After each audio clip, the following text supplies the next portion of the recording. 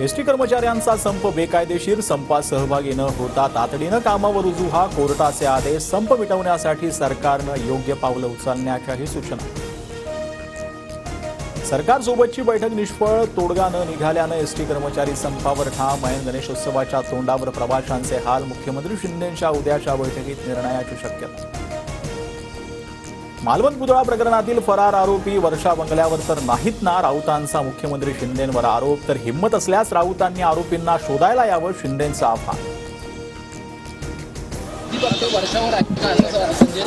त्यांना म्हणा शोधायला या ना, इकडे हिंमत असेल तर या.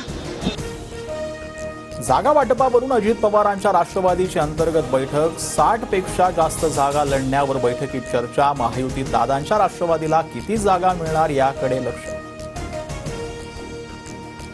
ठाकरे भाजपला सोडून गेल्यामुळे समविचारी मतांची फूट झाली आणि त्यामुळे लोकसभेला फटका बसला. भाजपचे नेते रावसाहेब दानवेंचं मोठं वक्तव्य.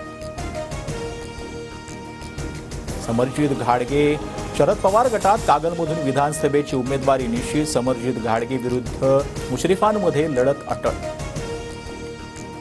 समरजित घाडगेंना मोठ्या मताधिक्यानं विधानसभेत पाठवा. विधानसभेत गेल्यावर फक्त आमदारच राहणार नाहीत, हवं ते काम करण्याची संधी मिळेल. पवारांकडून घाडगेंना मंत्रिपदाचे संकेत.